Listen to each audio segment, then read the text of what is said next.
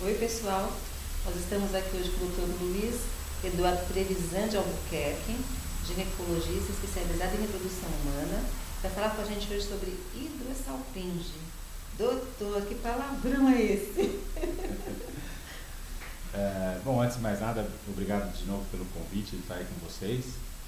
Na realidade, o hidrosalpinge é o que nós usamos, é uma palavra técnica, para dizer uma lesão muito frequente, como nós vamos ver a seguir, das trompas, né? Bom, primeiramente, se nós olharmos aqui, o que realmente é essa lesão? Seria a presença de líquido no interior da tuba de Falópio, que foi obstruída devido ou a uma infecção, ou mesmo uma endometriose. Endometriose é um tema esse que vai ser falado por um colega, seguramente, pois é um tema à parte da infertilidade segundo a ginecologia, ou mesmo uma cirurgia prévia. Então nada mais é do que esse líquido que ele acumula no interior da trompa, que começa geralmente por uma obstrução ou semi-obstrução dessa região chamada fímbria, que é a parte mais distal da trompa. Então, como nós vemos aqui, ocorre então essa obstrução, que vai se acumulando líquido no interior da trompa, isso é a trompa uterina, e podendo causar grandes coleções de líquido. Uma vez esse líquido sendo líquido sero-sanguíneo ou seroso, nós classificamos essa patologia como hidrosalpinge. Se caso essa infecção, quando ela é muito aguda, acumula-se pus, nós chamamos de piosalpinge. Piosalpinge é mais rara, normalmente acompanhada com febre, dor e a cirurgia iminente. Nesse caso, nem sempre as pacientes possuem uma clínica importante. Importante que a gente saliente que a prevalência do fator, de uma maneira geral, tubário na infertilidade, representa 25 a 35% dos casos, e a hidrosalpinge, dentro desses fatores tubários, pode ser representada em 10 a 30% das patologias tubárias de infertilidade, segundo esses autores. A causa da hidrosalpinge, sem dúvida nenhuma, como eu falei anteriormente, que é a infecção, e nós chamamos essa infecção de doença inflamatória pélvica. Portanto, uma ascensão de micro-organismos que são depositados na vagina pode causar uma infecção do colo uterino, portanto uma colpite. Essa colpite, que pode ser dentro do canal, portanto uma endocolpite, essa colpite pode ascender, ou seja, essa infecção bacteriana pode ascender e infectar o interior do útero, a cavidade uterina, portanto o endométrio, causando uma endometrite, e se continuar ascendendo vai causar uma salpingite ou uma infecção da trompa. E essa infecção da trompa, na sua parte distal e obstruída, como eu mostrei anteriormente, causa a hidrosalpinge. Os agentes mais frequentes que causam essa patologia é a Chlamydia trachomatis e a Neisseria gonorrhoeae. A Chlamydia trachomatis, ela causa essa infecção normalmente que é isenta de sinais clínicos, na maioria das vezes. No Canadá nós sabemos, por exemplo, que 30% das adolescentes têm Chlamydia positiva e devem ser tratadas, porque uma vez não tratada pode desenvolver essas patologias uterinas que essa bactéria tem predileção à trompa. E a Neisseria gonorrhoeae, como já foi dito. O diagnóstico da hidrosalpinge é feito como primeira linha a histerosalpingografia, que eu mostrei a vocês quando falamos sobre a propedêutica básica, os exames básicos da infertilidade. A histerosalpingografia é um deles, e através da histerosalpingografia, que nada mais é do que colocar contraste no interior da cavidade que vai se esparramar pela trompa para sair na cavidade, nós conseguimos fazer o diagnóstico dessas lesões. E sem dúvida nenhuma, uma lesão quando um pouco grave da trompa, ou seja, uma hidrosalpinge com uma coleção líquida maior no seu interior, nós conseguimos ver através da ultrassonografia transvaginal, como eu posso mostrar aqui, nós vamos detalhar à frente. Então, uma histerosalpingografia que faça o diagnóstico da hidrosalpinge, então o que nós vamos ver é o contraste que veio para a cavidade e caiu aqui na trompa e, portanto, encheu essa trompa. E nós não vemos a passagem do contraste do seu interior. Em algumas situações, nós vemos passagens muito discretas de contraste, que seriam as parafimoses ou fimoses tubárias, que são lesões que seguramente vão ser desenvolvidas até a dilatação completa dessa trompa, portanto, a hidrosalpinge. A ultrassonografia transvaginal, quando nós conseguimos identificar essas lesões muito características pela própria proximidade do ovário, muitas vezes se faz o diagnóstico de cistos no ovário, quando na realidade são coleções líquidas no interior da trompa.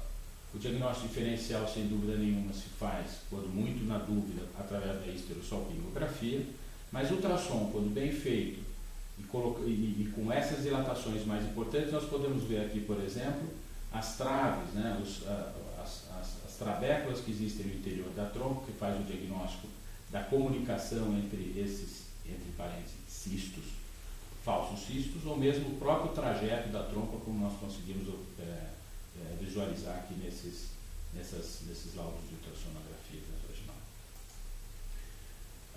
O tratamento das hidrossalpinges, ela sem dúvida nenhuma é cirúrgico, seja através de uma videolaparoscopia, que é uma cirurgia fechada, ou através de uma cirurgia convencional, que é a cirurgia aberta. Aí depende muito de cada cirurgião, de cada ginecologista. As duas intervenções cirúrgicas poderiam ser utilizadas para a correção da hidrossalpinge. As técnicas que eu vou dizer a seguir seria a fimbrioplastia, uma vez que a hidrossalpinge, essa lesão na maioria das vezes por causa da hidrossalpinge é no final da trompa, portanto nas fímbrias, e assim classificamos como fimbrioplastia, ou a salpingectomia, que é a retirada da trompa, e eu vou citar isso a seguir.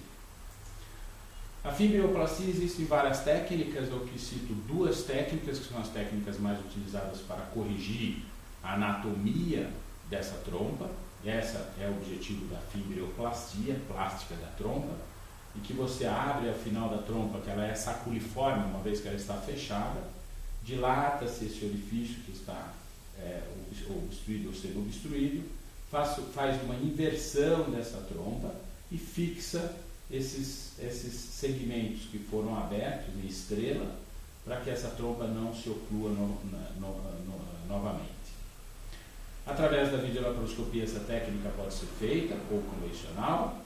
Então aqui a gente observa aqui nós abrindo essa trompa, essa parte fímbria da trompa, ou apenas a dilatação, a introdução dessa pinça aqui dentro da trompa e a abertura desse orifício aqui no final da trompa, que nós chamamos de fímbria, portanto uma fimbrioplastia. Quando que a gente deve manter essa trompa? Portanto, quando a gente deve fazer uma cirurgia conservadora dessa trompa? Principalmente em pacientes jovens, portanto menos de 30 anos, que têm um tempo de fertilidade para que ocorra uma gestação espontânea, porque esse é o objetivo da cirurgia, é reverter anatomicamente normal essa trompa. Nas pequenas dilatações tubárias, não grandes dilatações tubárias, porque nas pequenas dilatações dessas trubas, elas mantêm esse pregamento, como nós estamos observando aqui na histerosalpingografia. Então, portanto, o endotélio dessa trompa, ou seja, o tecido interno dessa trompa, ele é mantido. Portanto, se teoricamente nós corrigirmos o final dessa trompa, as fímbrias, ela volta a ter um bom potencial reprodutivo. O que nós não podemos esquecer é que essas pacientes possuem maridos que possuem sêmen. E esse parceiro com espermograma deve ser normal para que a gente dê essa condição cirúrgica a essa paciente. Por quê? Porque depende de um bom espermograma para que essa paciente venha engravidar naturalmente ou com técnicas de baixa complexidade. A salpingectomia é a técnica da retirada da trompa. Isso pode ser feito tanto por técnicas convencionais como por técnicas laparoscópicas, como mostra aqui a trompa dilatada, já no segmento final da trompa, fazendo a secção e cauterização e retirada dessa trompa. E por que manter? Quando retirar essa trompa, aliás? Por que retirar essa trompa e quando retirar essa trompa? Nós retiramos essa trompa quando os pacientes têm uma idade mais avançada, aos 35 anos, principalmente após os 35 anos, porque nós sabemos que, caso a cirurgia não seja eficaz, e nós só vamos saber isso com o tempo, nós fazemos a cirurgia plástica, fibroplastia, e repetimos essa histerosalpingografia depois de 3 a 6 meses. E vamos aguardar um período de pelo menos 1 ano, uma vez essa histerosalpingografia normal, para que essa paciente engravide. Ora, se essa paciente tem mais de 35 anos, talvez esse período de 1 ano e meio a 2 anos seja em excesso. Nas grandes dilatações tubárias, como mostra essa histerosalpingografia aqui, essa cirurgia passa a ser imperativa, uma vez que existe uma destruição do segmento interno dessa trompa, portanto, desses pregueamentos tubários, ou seja, desse endotélio da trompa, dentro da trompa. E dificilmente nós conseguimos corrigir esse endotélio da trompa. Então, é mais prudente que se retire essas trompas. Ou como o parceiro tem um espermograma já alterado, né? Ele tem uma alteração seminal, então a gente sabe que essa alteração seminal associada a uma alteração tubária, seguramente vai fazer essa paciente para técnicas de reprodução assistida de alta complexidade e, portanto, não teria por que deixar, como eu vou mostrar a seguir. Ou pacientes já com indicação de fertilização in vitro, por qualquer outro problema, seja genético, seja tubário, seja TCM, etc. E por que retirar antes de uma fertilização in vitro? Várias meta-análises de 98, 99, 2000, tem agora mais recentes, mostrando que o sucesso da gestação diminui pela metade e as taxas de abortamento dobram na presença da hidrosalpinge no momento de uma fertilização in vitro. Você poderia dizer o porquê? Você sabe? Tem conhecimento disso? Porque existem vários fatores, várias teorias da hidrosalpinge em relação à fertilização in vitro. No momento em que você está transferindo embriões para esse endométrio, ou seja, nessa cavidade uterina, tendo uma coleção líquida nessa trompa, essa coleção pode se escorrer através da cavidade e fazer uma lavagem nesse endométrio, portanto, uma contaminação, e aí não tem gravidez. Existem fatores indiretos, bioquímicos, que também podem atrapalhar essa gestação, até porque aumenta a taxa de gravidez. Nós vamos ver aqui agora, no próximo slide, que esse trabalho do Sandel, já de 99, ele repetiu o mesmo trabalho com um número maior em 2001, mostrou que a salpingectomia melhora as taxas de gravidez em pacientes de fertilização in vitro, principalmente nas grandes hidrosalpinges, que são vistas pela ultrassonografia. Olha vocês, que quando essa paciente tem uma hidrosalpinge unilateral, apenas um lado, ou seja, uma trompa comprometida, apenas uma comprometida, quando ela não retira essa trompa, a taxa de nascidos é de 17,5% por ciclo de fertilização in vitro. Enquanto nas pacientes que fizeram a cirurgia retirada da trompa é de 40%.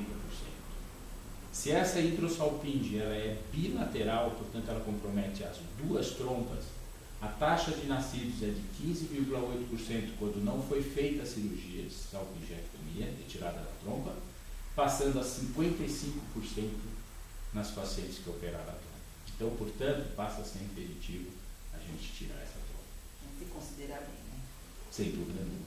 E aí eu posso concluir para vocês dando algumas dicas das pacientes que, porventura, estão sob o diagnóstico de hidrosalpinge.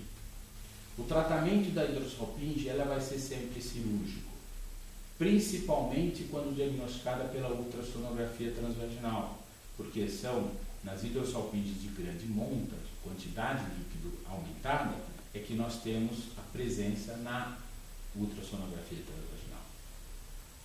Sempre que verificar o fator masculino, porque não podemos esquecer do homem no tratamento do casal infértil, principalmente antes de indicar uma cirurgia conservadora, porque ela vai fazer uma cirurgia para restabelecer a anatomia das trompas, mas ela tem que ter um sêmen normal para que isso ocorra, até porque a cirurgia pode ser mudada se caso tenha um fator masculino mais severo, em que a indicação já seria uma fertilização in vitro. Lembrando que em alguns casos de hidrosalpinge leve, quando não tratada ou cirurgicamente tratada sem a correção devida, porque não depende só do cirurgião, ela passa a ter hidrosalpinge novamente, porque essa obstrução vai acontecer. E ela vai ter que ser operada novamente para se fazer uma fertilização in vitro. Tá? Lembrando que a cirurgia é fibroplastia. E a salpingectomia, que é a retirada da trompa, ela é imperativa antes da fertilização in vitro. Pois a cirurgia, como eu mostrei no último trabalho, né, que eu mostrei, melhora significativamente os resultados dessa paciente no ciclo de fertilização. Só uma dúvida. Você está falando das causas da inflamação das trompas, né? E diz que tem duas que são através de bactérias, contaminações. Você disse que são assintomáticas essas Depende do tipo de infecção. A infecção por clamídia, que é uma das mais frequentes lesões tubárias, ela normalmente é assintomática e ela não aparece nos exames corriqueiros, como, por exemplo, a colpocitologia oncótica ou o Papa Nicolau, que se colhe frequentemente a cada ano. Para se fazer o diagnóstico da clamídia, é necessário que se faça ou através de uma cultura da secreção vaginal ou através do sangue. Quando é que uma pessoa, um médico vai pesquisar, ou a própria paciente vai achar que pode ter um problema desse? Assim, não é que não leva sintoma nenhum. Muitas vezes tem alguns corrimentos muito discretos, né? Umas leucorreias, que são os corrimentos vaginais discretos, ele deve sempre ser pesquisado. Para você ter uma ideia, hoje nós pesquisamos em 100% dos casais inférteis a clamídia. Até porque até a própria Anvisa nos solicita, até porque se você for congelar algum gameta, alguma coisa, a clamídia deve ser pesquisada antes de ser congelada essas células. Nós sabemos que é muito importante a pesquisa da clamídia nos casais inférteis, até porque se ele ainda não causou nenhum problema, e veja bem, não são todas as mulheres que têm clamídia positiva que vai ter problema nas trompas. Se uma adolescente pega uma infecção, até ela, por exemplo, resolver ser mãe, já não pode ter causado algum problema? Por isso que é interessante você fazer a pesquisa da clamídia. Né? A pesquisa da clamídia ela deve ser feita, as culturas de secreção vaginal direcionadas à clamídia, micoplasma, ureaplasma, Neisseria, são patologias que não são tão frequentes quanto as gardnerelas, candidíase, etc. Mas eu acho que ela deve ser pesquisada nas pacientes com relação sexual, com atividade sexual ativa, né? Enfim, com atividade sexual. Porque existe uma transmissão silenciosa, principalmente da clamídia. O homem é portador de clamídia também. Né? Então, assim, são doenças sexualmente transmissíveis e elas devem ser pesquisadas. É pouco falado, né? Muito pouco falado. Não é falado, é uma coisa que pode causar uma infertilidade. Uma coisa importante. Por isso que eu salientei no início de que as pacientes adolescentes no Canadá, 30% delas têm clamídia positiva. É um índice alto. É um índice extremamente alto. E se não tratada, a incidência de alterações tubárias é extremamente alta. As mães que têm as filhas novas aí, que já têm uma vida sexual ativa, têm que se considerar e pensar nisso. Sem dúvida. Falar com seus médicos, verificar, porque... Claro. É que a grande maioria acaba tratando de uma forma indireta, através de uma amidalite, através de uma leucorreia, de um corrimento, enfim, porque o tratamento, o antibiótico que se pega, a clamídia você usa azitromicina, que é um antibiótico hoje muito usado, né? Então é difícil ela passar a vida também dela sem nenhum tipo de tratamento. Mas ela causa, e uma das causas é a doença inflamatória pélvica, que é uma infecção grave, teoricamente, é uma evolução de uma infecção que começou no colo uterino, no útero, e pode ir para o tronco e para o abdômen, né? Quer dizer, é importante. Eu acho que qualquer causa de dor associado ao corrimento, muitas vezes um corrimento não muito importante, ele deve ser examinado e deve ser tratado como uma doença inflamatória pélvica. Né? Se você muitas vezes não tem recursos para identificar uma clamídia, que é muito difícil hoje, mas de repente não tem, você acaba tratando, até que empiricamente, mas você acaba tratando com antibiótico, porque é muito simples o tratamento. Uma porcentagem que a gente está falando das causas, né, das trompas, quanto que a clamídia entraria mais ou menos na questão de porcentagem? Você tem uma noção? Na realidade, as causas globais de patologia tubária ela vai gerar em torno de 25% a 30% das causas de infertilidade, ou seja, 25% a 30% dos casais inférteis têm como causa feminina a causa de infecção tubária, de obstrução tubária. De todas as infecções tubárias, a clamídia talvez seja uma das mais frequentes, porque ela é que mais altera a trompa. Você tem a clamídia Neisseria. E você tem uma doença infecciosa que não é ginecológica, predominantemente ginecológica, que é a tuberculose. A tuberculose ela causa lesão tubária, ela tem tropismo pela trompa.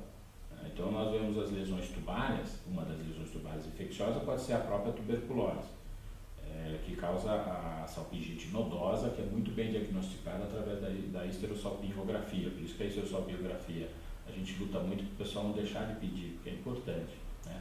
Até porque as pessoas preparadas em fazer a histerossalpingografia, quando fazem o diagnóstico de uma lesão como essa, a hidrossalpinge, elas devem imediatamente, até porque são médicos, imediatamente prescrever um antibiótico pós-exame, para evitar que ela tenha uma doença inflamatória pélvica fora da trompa, porque essa doença está ali. Mais grave ainda, né? Até profilaticamente, é importante, é muito importante. E tem uma outra também, outra bactéria, não tem? A Neisseria gonorreia.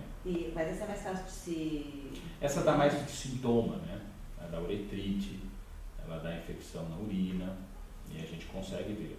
Aí é mais fácil de diagnosticar. A família talvez seja, acredito eu, que das mais silenciosas, acredito que seja a família. Gostaria mais uma vez de agradecer ao nosso corpo todo de trabalhadores da Fertivit, né, do Centro de Produção Humana Fertivit, porque sem eles nós não fazemos nada, e agradecer a vocês por estarem aqui com a gente. Qualquer dúvida, sempre contatar a gente, nós temos um site, temos um blog, estamos à disposição de vocês. Então, quem tem filhos adolescentes aí, cuida das suas filhas, informação, né? A informação é importante, qualquer coisa procure um médico, né? Qualquer indício, porque pode ser uma clamídia silenciosa. Exatamente, pode ser uma doença pélvica no futuro. Tá bom, doutor, muito obrigada. Obrigada, Fertivit, também por estar com a gente aqui. Estamos à disposição. E a gente se vê, gente.